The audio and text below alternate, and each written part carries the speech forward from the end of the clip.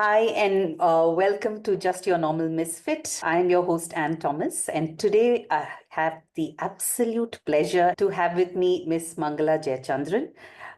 Ma'am has been with the education sector for a very long time and has been a very crucial person to ensure that Lady Andal School has a disability and inclusion model that a lot of teachers and co-educators could learn from.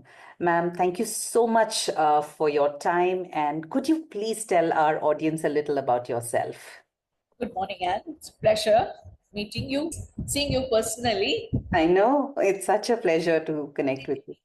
I must say, you are a pretty lady, Oh, thank you very much. I should say the same for you. old lady. Well, I've been in this profession from past 30 years. It just happened actually. I'm from Bombay.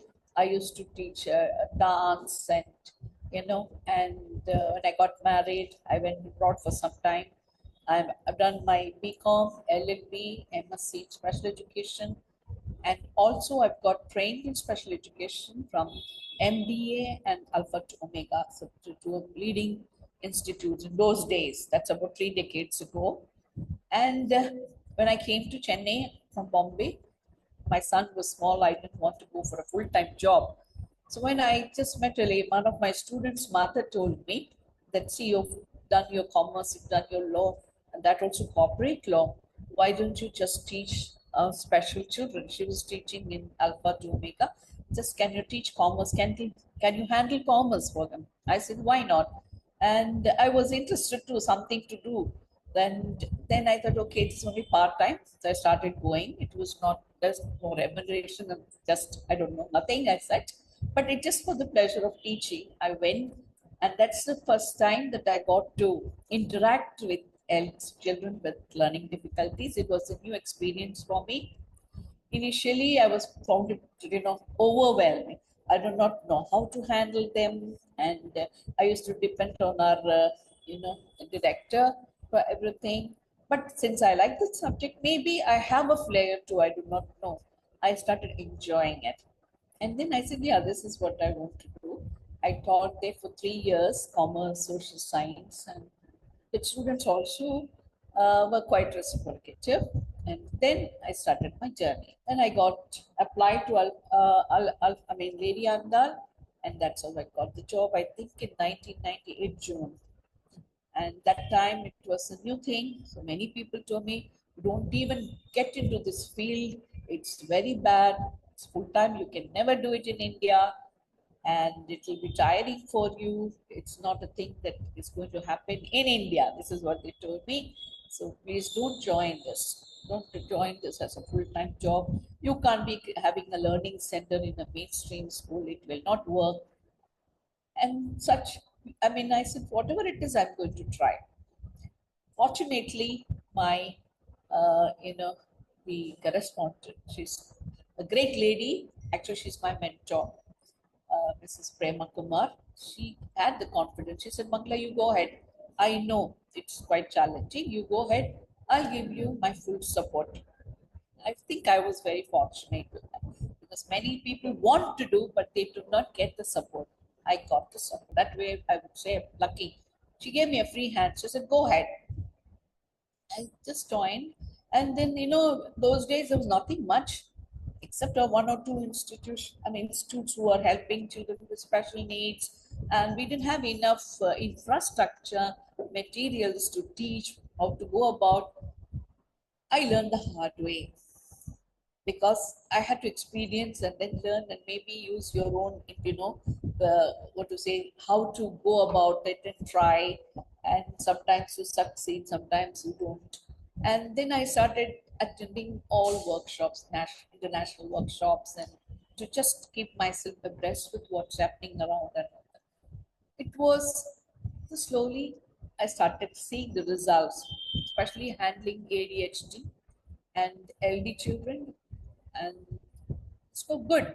As some parents were, okay with it, but some parents were not. They said, no, we can't start, and we can't send the children to mainstream school. learning center because it is humiliating. Others will know it affects our family reputation, blah, blah, blah, blah. But then we had conducted workshops, sensitizing parents. A few of them came forward, and then we started enrolling them in learning center. That's during school hours. And now it's more than 26, 27 years. And I think I must have mainstreamed more than 1,000 children. So these parents were initially a little hesitant, some most of them. And I had a lot of problems. It was a roller coaster ride. So that's how I started, right, teacher. And a lot of things happened on the way. Parents were not helpful. Teachers, oh, now who's this lady now coming and teaching us? We have been teaching for so many years now. We have produced results now. What is she going to do? That kind of an attitude. I did not get support from all the teachers, though a few were empathetic. Others were no. They said no. We don't have time. We have to finish the portions, and we can't do this. But my management stood by me. The principal, the vice principal, they all were for inclusion. So both of them really helped me. I said, go ahead. They gave me full support. And in we started with just two students, and by the time 3-4 years, we had more than 200, 300 children with different kinds of learning disabilities in our children. In each class, the ratio is I think around 1:20, one teacher to 20, maximum 30. But we had at least 3 or 4 children in one class. This is very, very important data that you are telling us, right?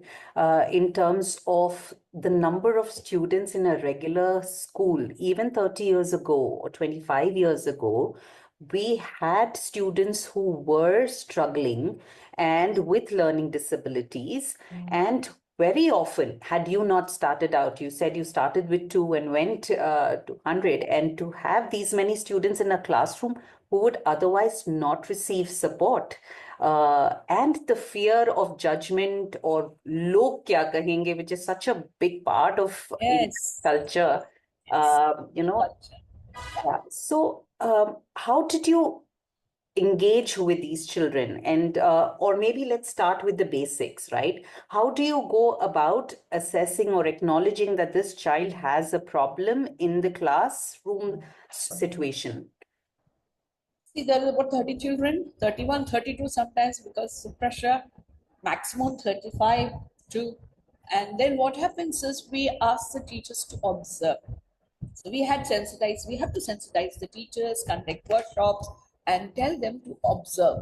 Observe the child. If they feel the child is not writing or reading or is disrupting in the class, to keep observing them and find out, you know, there could be some medical reasons the child is not performing, so that has to be ruled out.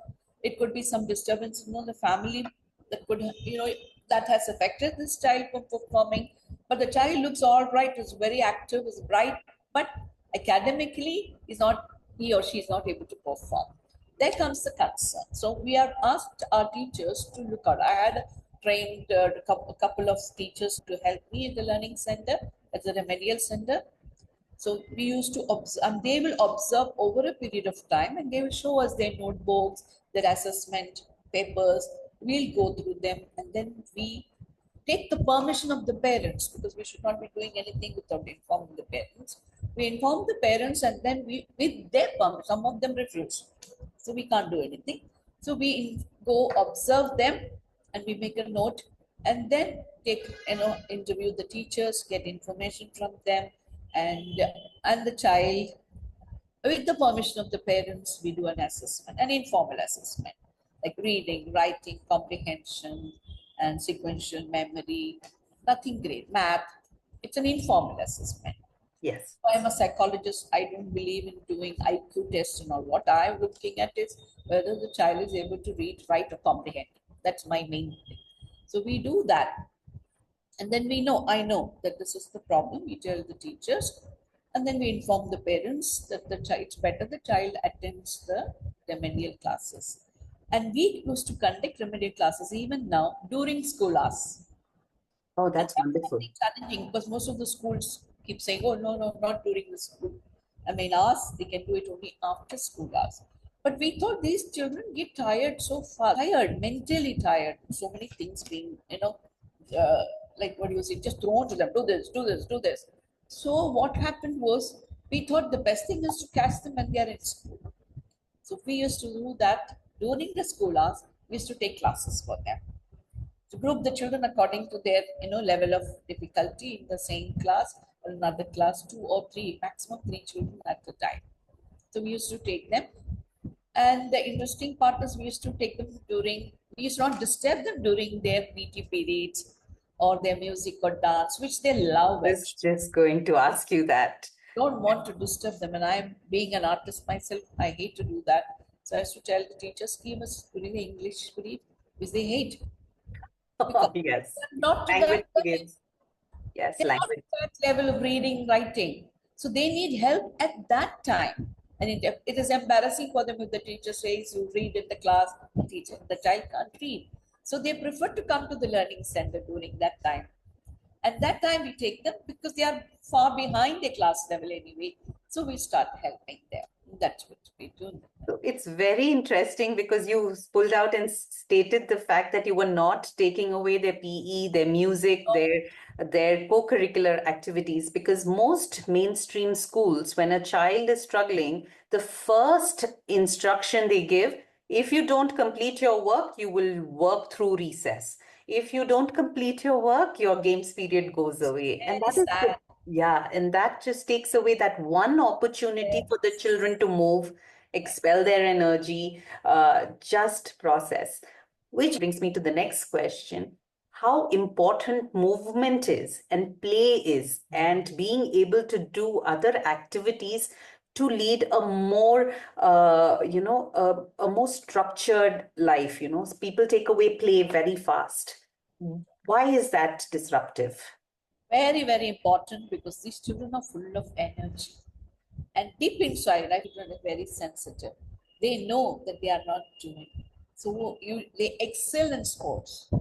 They like to do whatever. They are talented children. If you ask me, children are exceptional intelligence sometimes. They have the uncanny way of doing things which may not fall in the normal, as you said, misfit, the normal fit. They may not. But they are actually the ones we go to see now over a period of time.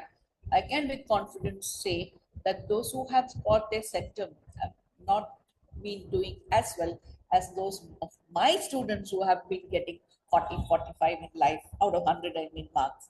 They have excelled in what they have been doing, and they are the real, what do you say, citizens of tomorrow because they bring in, what I don't know how to word it actually.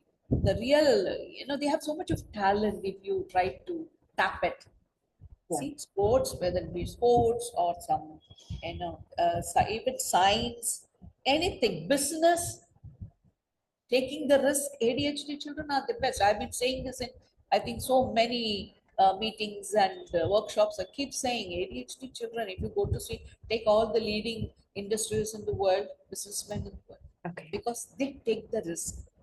A normal person, so-called normal person, may hesitate to, oh no, what will happen? We start weighing the pros and cons. What will happen if I do this? What will happen if I do that? No, these people straight away head into it. We'll see. Maybe they may not succeed initially, but they will eventually because they put their whole heart and mind into it. They take the risk, and they are the, what do you say, Creative enough to find solutions. solutions. And they are the answer for us tomorrow's development. Give them the chance. Yes, as you said, sports is very important because that releases all their tensions and they are back. As ADHD children, they have so much of energy, they need to do some activity, physical activity. Sometimes you just make them do yoga, not enough. They need that, jumping. Just yesterday, in the sense, funny, we won't tell the punishment. In the rain, it was raining heavily, he was running around. He had so much of energy, he didn't know because his teacher came and complained to me, look, he's pulling train, she's not listening to us, he's running outside in the rain. This is what it is. We were not, so I said, okay, come here, do this exercise. He did that exercise for 2 times. He was very happy, relaxed, and he went away. So if you understand, I think they are wonderful to work with. You have to understand them and you have to talk to them. They will come out. See, this is my problem. They are able to understand what their difficulties are, what are their strengths, what are their weaknesses. Most of them, especially LD children, autistic, they may not be that communicate. Conversational. Yeah. But over a period of time, if you observe them, you will know.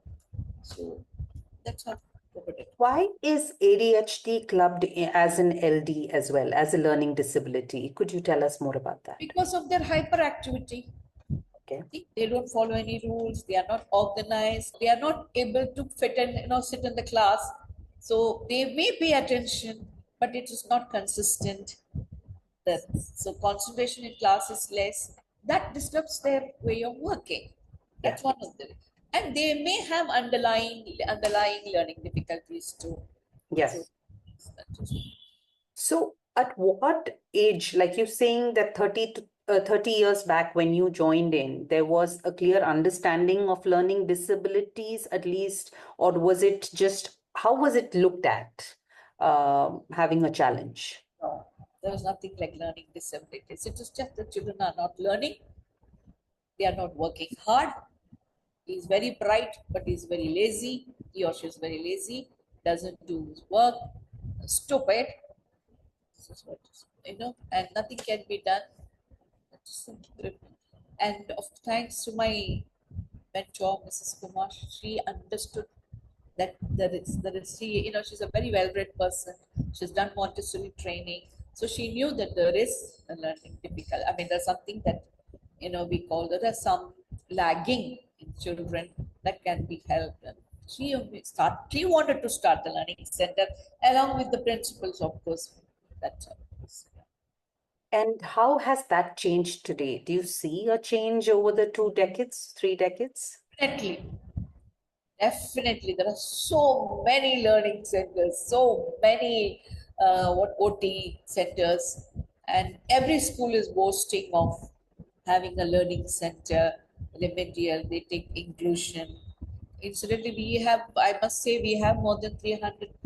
Our strength is around 1,500 maybe in those days, but we had nearly 300 to 400 children with cerebral palsy and all kind of. We were also new to it. See, we were experimenting. I wouldn't say we are 100% foolproof. No, we were new to it. I was new to it, but Yeah. we took the challenge and we tried.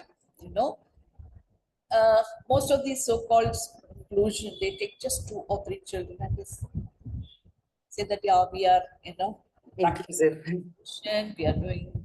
We just laugh it off because we do not believe in. We are not doing it for any publicity. My management was really interested and she started it, and I was also involved over the years. So we took it as a challenge and we did it. So, what are the common challenges that you find, right? Now, you see a lot of schools, the recognition of learning disabilities fairly low, right? And if you go towards rural north, you will find the recognition of such problems as still, the same statements that you were saying: lazy, stupid, not fast enough, disruptive. Those sentences continue. So, if you had to tell a teacher how to manage students who are seemingly disruptive or fit this definition, what are the few things they could do with the limited options that they have today? Empathy is a key word. See, everybody can't have this, and I don't blame them. We are all different. We are made in different. We may be looking alike and all, but we have our different interests and ideas and whatever. So I don't challenge the teachers. I'm not saying that they should. What I feel is if a person has empathy, help, definitely that person can help, whether you have the resources or not. All you do is just observe the child, and as a teacher you will know what the child's strengths are, the learning style over maybe at least 1 year or class teacher is in your, I mean the child is in your class, so you will know the class teacher, the subject teachers, so you will know the learning style of the child and you help out. Why just give some support, especially these hidden disabilities like dyslexia, no? Because they look smart. You would find that they don't have any disability. You won't believe I had this one interesting incident. We used to take our children for concession, board concession. And we are instrumental, one of the schools, in getting the board concession for matriculation schools in Chennai.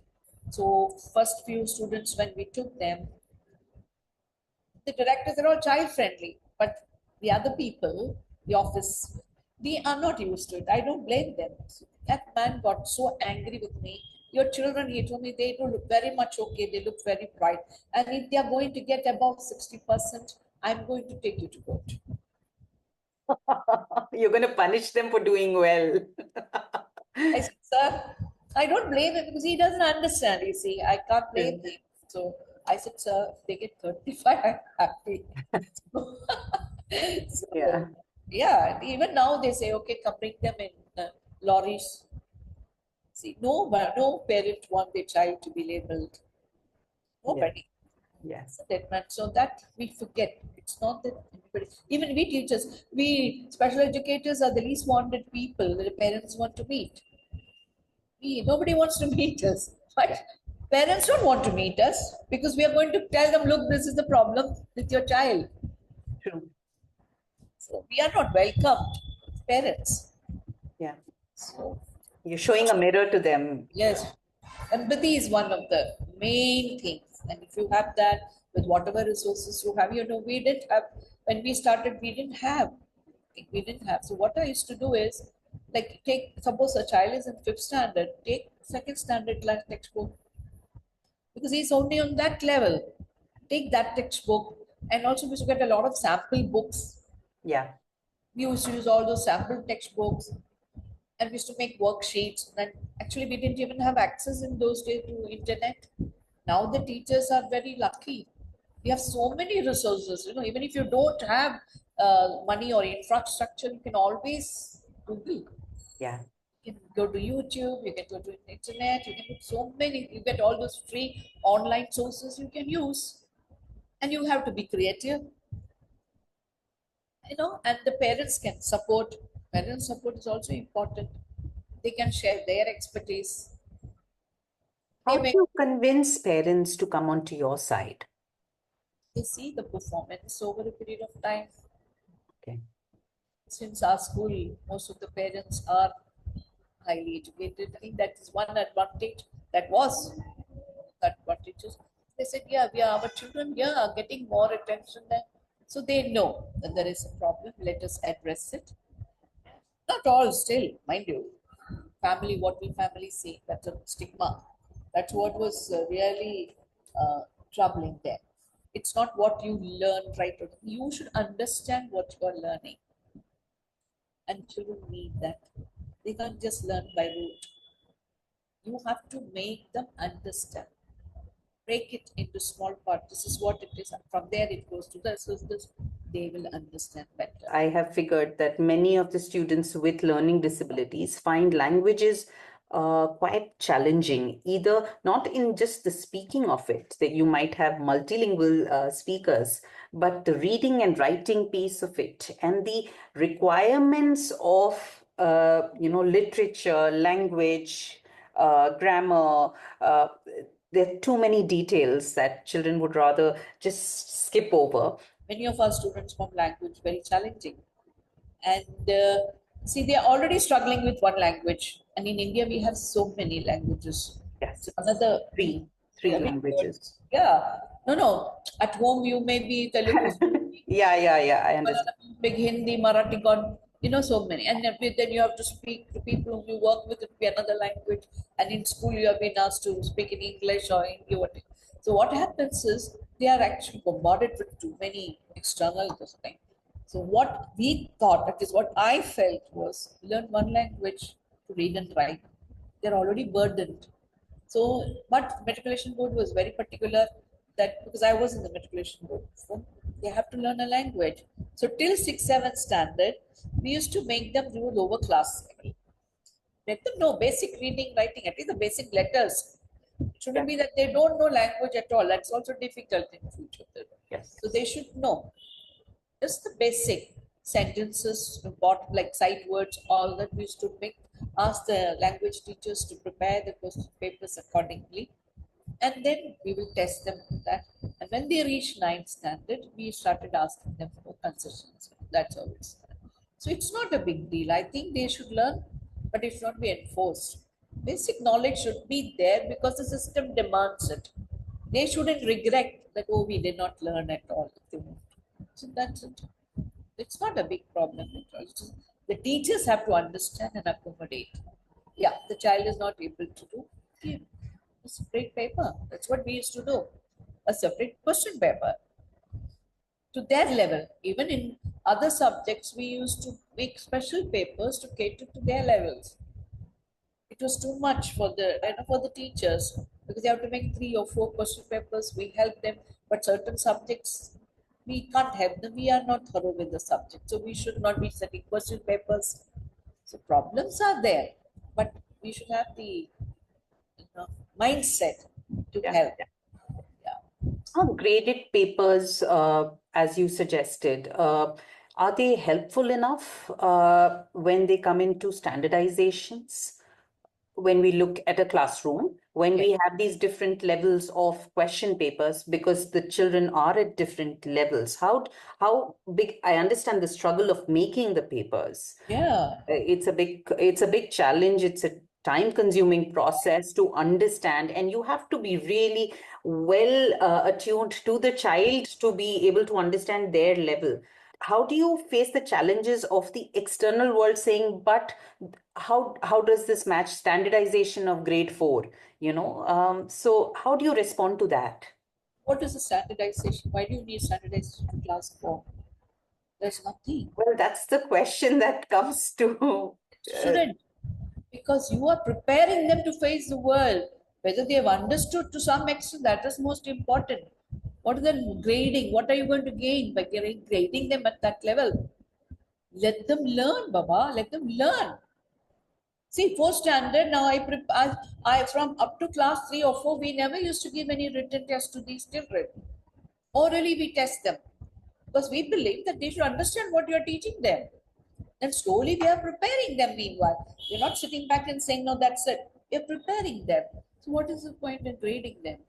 Eventually, the children with mild and moderate difficulties, they will cope up if they get the kind of help with both the parents, teachers, and the society. They will do. We have found that. So, I love how you said the 4 pillars, right? The parents, yes, teachers, and the society. the It's not, society. yeah, Yeah, it's not possible to do alone. not at all.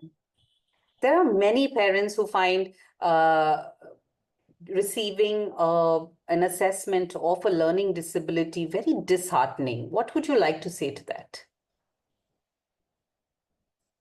Sometimes we have to, we put it in a very nice, what do you say, like, in a very encouraging board. Don't put it blindly, and all parents do get upset.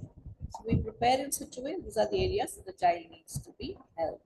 This is his age, is her age level, and we have to work on it. But either, because I was, when I was going to for training, the very senior person in Tamil Nadu who started work on special education, Mrs. Nirmala Pandit.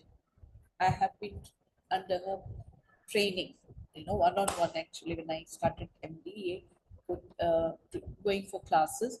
So I had the same problem. And what do I do when parents feel that, turning them to learning center or grading them is very disheartening? See, there are 2 ways. She said, either you accept it or you leave it. Simple.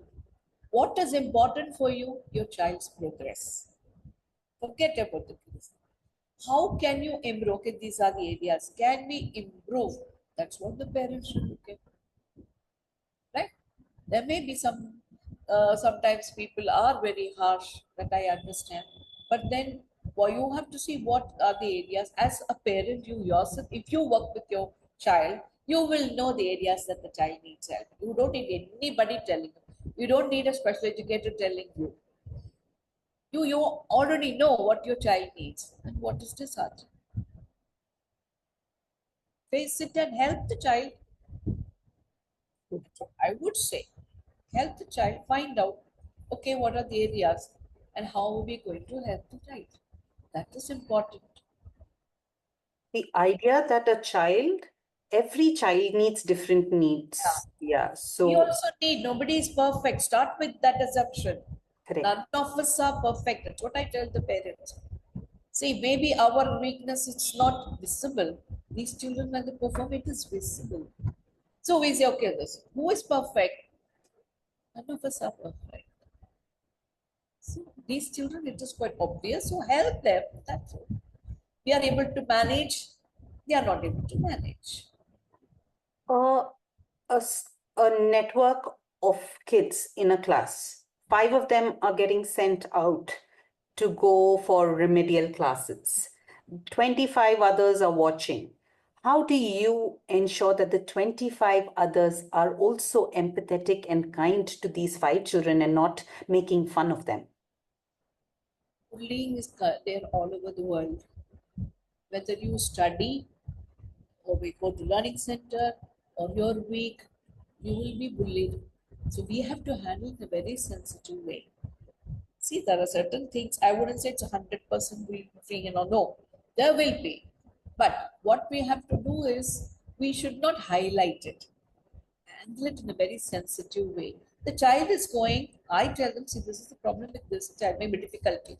You have another difficulty. Shall I tell you that? Yeah. You have another difficulty. Bullying is going to be there, but then the teachers have and parents have to handle it in a very because they are children after all. So sensitize them. Like we don't compare marks. We shouldn't compare marks. We shouldn't read out the marks. So there's nothing because you got very good marks. We don't praise. We just get the paper good, a good mark. The other person might do well in sports or something else. So there's always a balance. In fact, they are become very acceptably understand. Okay, this person is good at this. This person is good at this. Maybe I get good marks. I'm good in studies. That's all. So I remember when my son, who has dysgraphia. So if you ask him to write something, uh, it's just not going to end up done. Because over the years he's just given up, and he had that relationship saying that writing is very challenging. But whenever there was a group activity, he was always pulled into the project because he will give the ideas, right? Yes. So the kids had an understanding that this person is good at making a nice chart, so this person will be given that task. And Huh. this person will come up with the ideas, and that person will, get the group That's together. what's happening. We give Yeah. them project work, we group them accordingly. So they each one contribute, and that's the best way to learn. Best way to Children learn. have a very good way of finding out who has what strengths and how to use that strengths to everybody's benefits. It's just that Teachers will know. we need to give them the opportunity to bring that out. Yes, most of our children they do very well with projects, and so you trust them on that. In fact, if they can't write, they've understood. So that is what is education. You don't have to. If you don't know to write nowadays, you have computers. You so why? It's okay if you can't write. They will do. Chennai is known for being extremely, extremely competitive and marks focused. How were you able to turn around and the focus on marks is not that important? I'm very So fascinated. it's not important at all to us in our school. I don't know about the other schools. We don't say, oh, you got that, but we do recognize children. We have, we give them certificates and whatever such usual schools do, because we have to acknowledge that too. See, it's all a part of together. And also we acknowledge children who have been working consistently, give them a certificate, works consistently, work consistently, the best outgoing student, because he may be an all-rounder or she may not have done well in education as such, but that's not what we consider. See. So marks are not very important to us. They do well, very good, is doing well, studies. Maybe he may not be doing well in so many other things. Isn't it? So school, you have to consider marks. If you're going for a competitive exams or something, fine. Government exams, fine. Otherwise, nowadays, who cares about marks? It's your overall personality. Once upon a few years back, yes, marks were important. But now it's only by the way, it's just added. It's your personality that carries you. And believe me, our children, their personalities, we can get along anyway if you give them the confidence. They can talk, they can get their way through. So How do we create more of those environments? What do we tell other people? How do we create those mini spaces where the idea is encouragement and role acceptance? model, be a role model, get others into the group, buddy group you say, state your whatever anxieties you have. And now we have even people getting together, parents building, accommodation for people with the same problems, difficulties, and they are there. And after them, who will take care? There are, autistic, severely autistic children. What do you do? So they have us where there is a trust and they take care of these children. So many things people are, doing, and I encourage that. And please do. Because today you're there, tomorrow where will they be? Your brothers, sisters, and all, they all have their own lives. You should not be troubling them. Create a platform for this child. He is taken care of. Get them into some vocational guidance, do something. They are busy. Keep them so that others will also have their own lives. It's not like in olden days, if your child is not well or something, the brother or sister has to take care. Those days are gone now. Nobody wants to do that. Create and buddy group is very important even for parents. Because like-minded or having same difficulties, you talk it out, find solutions, and you create a group. Public awareness, it comes from the parents only. What the teachers can do, teachers can only help to some extent. Parents have to do that. Group awareness, conducting awareness programs. That's the only way to do it. What are some of the workshops that you recommend for teachers to constantly up, upskill themselves in terms of understanding? So concept is changing. New and new ideas are coming. You have to be open to it. And being a school or something, you keep getting, but then some of the workshops or training centers is commercial. So you have to find out what is genuine and then do the training, go attend workshops, see what you can get from that, you know. So there are many workshops on reading, writing, and math, and you have to look out for them. When you have a group, then become a member and get to know what are the workshops. When you read, you feel authentic, attend it. Nothing wrong. Something you can gain. As a school manager or a principal, what are some of the suggestions that you could give them to ensure that you're building an environment which is constantly willing to be open, to learn, to just treat everyone with kindness? We have to be role models. Yes. The head or the teachers. So many times I get so many complaints. This is that why is this so? We have to understand whether there is some reality in what they are saying. Open-minded, open discussion. See, we are not perfect. So we may be lacking somewhere as teachers or as the heads of the institutions. Have an open mind, open discussion. And if we are wrong, correct it. So they should have trust in you. Parents should have trust in you. Yeah, this person doesn't just talk. Maybe what they say. And if it's not feasible, tell them this why it is not feasible or why is it not possible. It's the same thing how we reason out with our children. See, you do this, this is how it is. They understand. Same way you have to tell the parents. And when you show and then when you accept changes and you go accordingly, the whole school, things will change. Just it takes time, a lot of patience, and your ego, you have to not think of yourself, think of the institution, think of the children. That's what I believe. Yeah.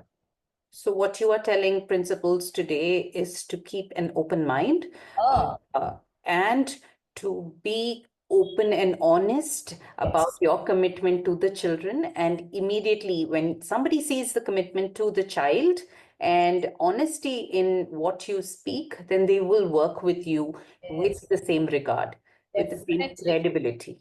I have found that with our children. You can't be at loggerheads with them. You will not get anywhere, and they will start, revolting and behavior issues. You sit with them, talk to them, and be a friend, facilitator, understand. Friend, of course, you have to have that, you know, draw a line that they should know when we say something. Be consistent, and if you're consistent, let the teachers also follow the same thing.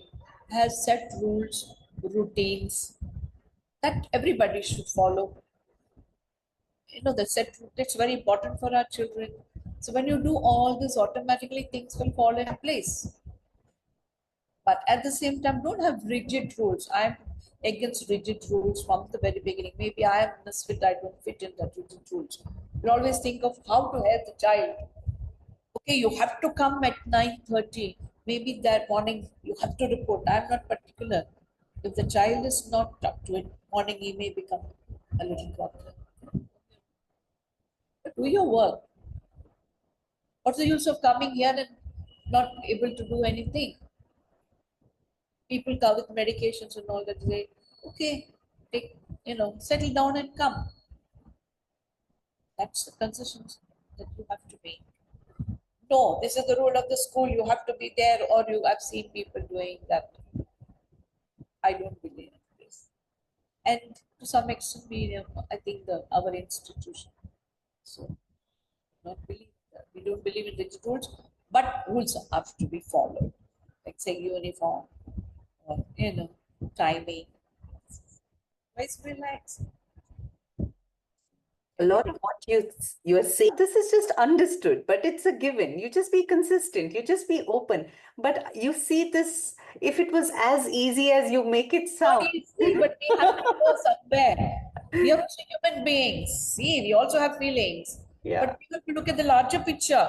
Yeah, no, the tonality of the way you're speaking is it is but obvious. Clearly, it is not but obvious because the whole world doesn't seem to be doing it. We have So, to, we should be the change. We will be the yeah, change. We should be. yes, At least you are satisfied, no? I Okay. am absolutely so much in pleasure listening to this conversation because the first statement that you said, why do you need a standardization in fourth grade? And I am like, yes, this is why I I am asking, why do we want to bring standardization? But there are so many arguments for it that, Arguments can be there anywhere. No? yeah.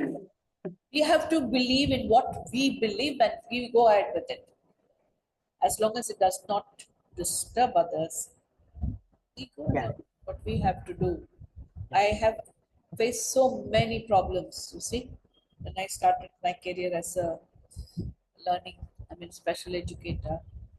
Somehow I withstood it. Problem is there. We work with the problem and see what best we can do. We can't change the whole thing. So it's all right. I'm happy with what I have because when I see these children successful and coming back to us and their children coming back to us for admissions in schools now, it's so nice to see, okay, somewhere we made the change. A lot many students grow up to be adults like us. Like you said, you started with two, but today you are seeing that at least 5 to 6 in a classroom are children with learning disabilities who were clearly now adults and parents. Uh, Yes. as adults, what are the things that we can do to make our lives slightly easier? Because now we are anxious parents, right? We are anxious adults because we were not acknowledged and we have not seen the tools or received the tools to work with our challenges.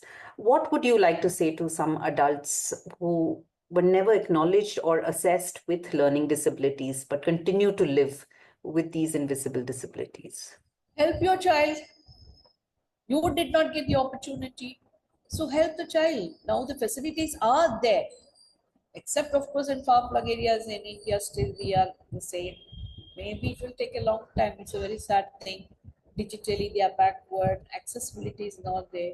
Training teachers, parents are not all first generation learners sometimes. So we have so many challenges. We have grown up with these challenges.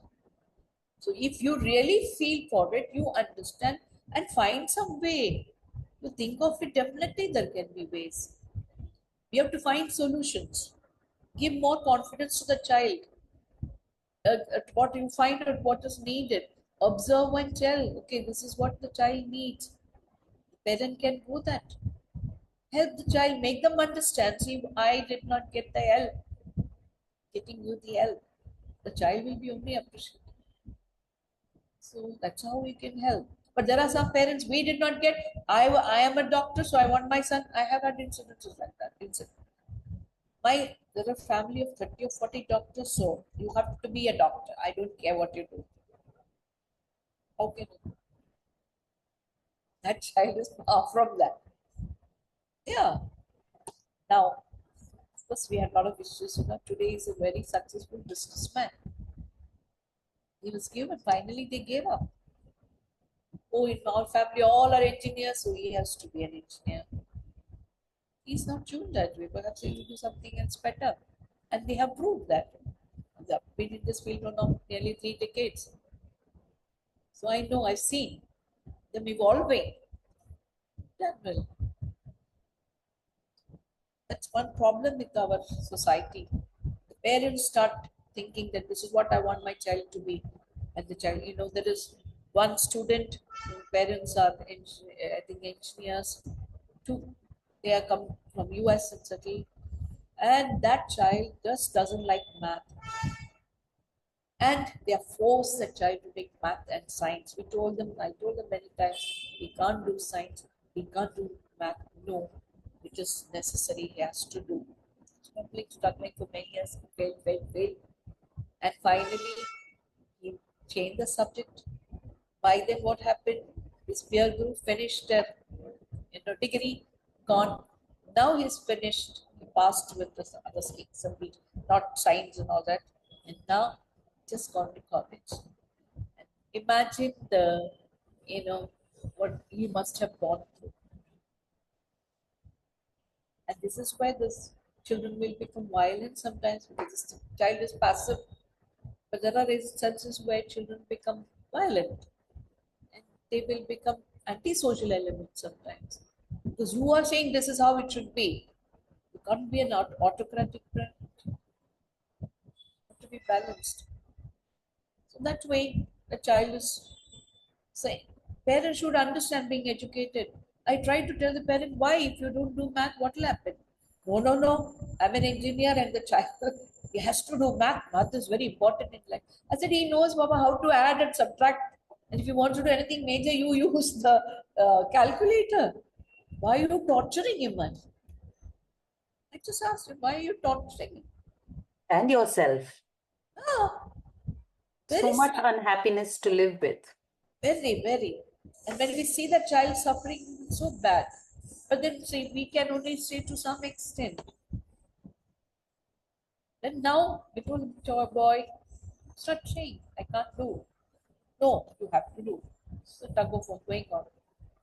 It's not, everything is not as we talk. There are other issues. Many issues are there. Now my daughter goes to NIOS, who will get married to her. Fair enough. It's a serious question only. I don't deny that. This alliance, that's our mentality, our society. So they don't see. There are children who are wearing the same school uniform and all, who have come, done NIS, but never told anybody that they are studying doing the exams to NIS. Social stigmas take a long time.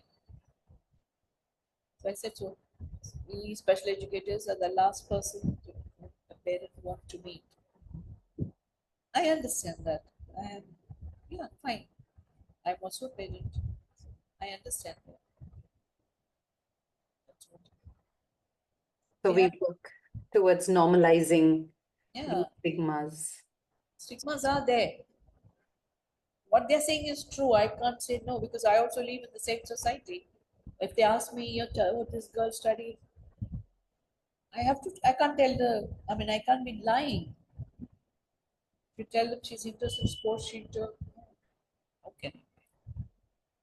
I hope all this will change. Not maybe in another 20 years, 30 years. Let's hope. But it will take a long time in our country. It's not. It's all deep rooted. No, it's not going to be easy. I've put in the words that you've written, which are very important for any relationship, which is honesty, Yeah.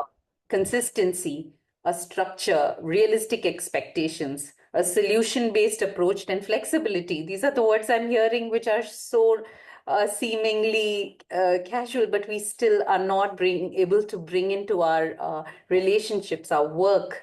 We have to do that. Yeah, We have to try. yeah. Unless we try, we say it's not possible, it's not possible, it's not possible. People like you, or they all like-minded people, you all should try and make it possible. When you repeat, then it is possible. Change is always resisted, no? No, every time you have something, oh, how can it be? That's how I started my career. But believe me, it's quite funny that those very people have started have done special education and teaching. Very people who want me not to get into it. So that's how the world is. No? So twice we got as the best inclusive school in India, Lady Andal. Hmm. I don't know. People, when we started it, this it's not at all possible. They started here, they started there, nothing worked. So is it going to work? Maybe we were lucky enough. I was lucky enough that I got somebody who understood the management, the teachers, and teachers. Sometimes we have to follow, so they follow. Yeah. It's not that 100% all of them were willing. I don't blame them. They have, I told you, they were all individuals. But because there was a system in place, they had to follow. We had meetings, we discussed about each child, each one what to do. It was nice exchanging because we had a learning center. So we could meet the teachers and one on one and discuss about each child and not to label them. We could If do. If a school was starting out to be put a learning center together, what are a few of the suggestions that you could give them? Nothing much as such. You need a room, a computer now, of course, and some, books. And you have so many gadgets now. If you have the infrastructure, I did not get the infrastructure free. We used to send to the children who cannot write, who find it difficult to write. We used to send them notes by mail or photocopy notes, Hmm. send them.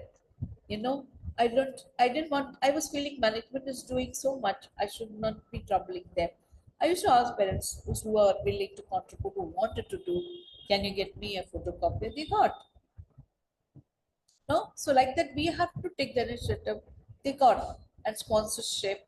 We can't expect management to do everything. Whatever little we can do, those who can afford and who want to do will do. So I got even one nice iPad for autistic children. It was, made for like the different programming and all that. Somebody just gave it to us. So like that, that's how we work. Photocopying machine was something that we couldn't buy. So we got it. A parent donated it. And so all the notes were being sent. So it is a joint effort, that teachers also make, we also make an effort. Don't say that the management has to do. Get books, be innovative. Whatever you can do within your limits. That worksheets you can make and exchange worksheets with your colleagues. So many things you can do. Open-mindedness. Ask for help. I think that is also ask. Someone will stand up and say, Yes. a teacher will not think of, a parent will not think of giving a No, they don't know. photocopy, but you have to say, this child would like a photocopy. Could you help? So, but we find so much shame in asking for help, but it's such an easy thing to do. Yeah. We are not asking somebody who cannot afford to do that. Person who's willing to, we know and what us, can you please give us? And we were able to help so many students with this. It's not that everything should fall on the management. We also have to help them. See, find out ways. Guest speakers who are experts in their field. We have parents, ask them to come and speak. No, so we can share. They can share their expertise. There are educated parents. There are people who are qualified in different fields. They can help us. Take help. Really, it's really lovely how it's a completely a solutions based approach where you say, that the sky is the limit. Because if you are willing to solve for things, then we will figure some way to solve for it. Yeah. Because you know what has happened to me was I was just left, if I don't do it, will collapse. Yeah. I was forced to do it. Do it. I was supposed to do it. And to some extent, I can today say, I think the first time I'm saying I've attended so many workshops and, me, uh, what is it, meetings or whatever. First time now I've come to a stage where I can boldly say, yes, I did it. I'm happy about it. Whatever little, I wouldn't say it's perfect scenario, but I've done my best. And still a lot to do. Lots to do, I mean. Yeah. I But don't have any guilt feeling. I tried my best. Yeah. It's been a struggle. yeah. It's not been easy. I love that you brought the word guilt up, because if you look at parents constantly or educators, um, the word guilt is such a big part of their Yeah. dictionary. Yeah, so, and to say that, no, I do not have guilt is Yeah. such a wonderful thing to hear. So, frankly, I think first time I've been open because we have come to a stage now. Well, I must be open about things. Why should we just keep on, keep things in your mind? Go and help somebody. Help somebody, why not? Absolutely. So, I don't know if you know this about me, but I went through a very terrible divorce and many years ago. And at that point of time, when I was reaching out for help, I realized that I didn't know any divorcees. It is, and I kept wondering, that if I needed help with the law or if I needed help with somebody who's a parent and getting separated, who do I ask? At that point of time, I did not know anybody. But the moment I started talking about it and I started writing about my series, suddenly there were people that came out of nowhere who seemed to be there around and available for me. Yeah, so I just had to stand up and start talking about my story. And, funnily, that today, whenever a student or somebody in my network has gone through a divorce, is going through a divorce, or is going through a challenge in parenting, they Yeah. immediately think of me. It's not a great thing that people are No, thinking it's of you in the great. darkest times. Yeah. You are such an open-minded Yeah, person. It's good. You, and that's how you get help. Ask yeah, people, get help. yeah. Think, So it's funny because we joke about it that whenever some marriage is breaking up, they think of you. Uh, but the fact that somebody has gone through it, has seen your struggle, and can just do something differently because of it, it makes yes. a huge difference. And Also be happy that yeah, you reached out to that person you could help. Right.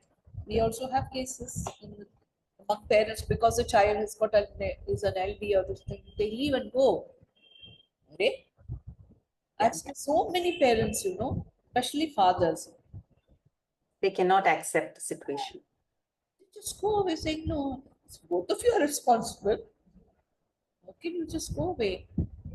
Educated people, mind you. I've seen so many cases. Very sad. And if you do not like somebody, why do you waste your life with that person? Some people know all those days. People had to get married and don't, you have no choice. Those days, nahi, it's still the Now same. it's the same. Now, You're right. yeah. Very highly educated people. I If you know realize you're not compatible, and those realizations only come through when you live with somebody. with that person. Yeah, because you're living with two different mindsets. Yes. People raised differently, people who eat differently, people who dress differently, talk differently. Very different mindsets have to come together and raise a child. It's not easy, you have to come to a solid common ground for that child. It's a I, big challenge. I'm not intruding in your personal life. Was it an arranged marriage? No, it wasn't. It wasn't. And today I'm happily married again, and we're raising two children together. Yeah, so it also comes to the realization that you as a person have to ask yourself some difficult questions Yeah. and change, right? It's not always one person's fault. Uh, yeah, So, uh, so because I have seen people struggling. You see, when you get them married, you should see the compatibility. Now we say, okay, the same caste, same religion, same, whether financial, whatever, okay, and then you get such not so. I've seen lady girls been brought up in such a, don't go out, don't do this, don't do that, and they're very, very cocooned. And then they get married to a person who is an outgoing person. His lifestyle is different. And that will, what will happen? That girl will have a miserable life. So she will not be able to adjust to that. So when you are arranging a marriage, please, you have to look into all these things. Sometimes we burn our fingers, then it's too late. My learning in life is there is nothing as too late. You can always start again and again, and you can make mistakes and you can learn from them, and you can start all over again. Uh, Yes, you can. and even with your children, you can say, "I'm sorry, I did something wrong yesterday. I will try to be better today." And that's how we start again. So That's the best way. Then you are again no guilt free. correct, guilt free. Yes. You don't have any guilt feeling. Oh, Yeah. I did this, I did that. Yeah. I didn't know better, but today I do. So, Yes. yes. We all learn from mistakes. It's okay. Yeah. And same like children also, they also learn from mistakes. So, kindness, empathy, flexibility, while there are rules and Yeah, structure, but definitely. you don't make unrealistic expectations from people, Yeah. and you always keep a solutions based approach, and then the sky is your limit. That's what I have learned from you today. Yeah. That's what I, That's absolutely what I have learned from you today. what I felt, I told you openly. You know, this may be a open form. I mean, this thing I may not have communicated, but one to one, I told you frankly. This Yeah. is, it is. I learned a lot from you being open and being frank and asking questions, which really needs, and the questions actually, what you sent me was very good. All those questions that makes you think. Many times I have not even thought about those things. What you asked me, our work is just going on. Yeah. So we don't think about these things unless somebody asks you a question. So all these questions made me think, oh yes, I must do this. I must think this way. Thank you for those questions. Wonderful questions, really. What Thank you you. have sent me, you've understood the real crux of whatever you say, and you have asked questions. So Thank you very much. very good question. Yeah. Thank you so much. Thank you so much for your time. It has been an absolutely lovely conversation. And as you said, it's lovely to meet you. And I hope to stay in touch with you. Yes, do.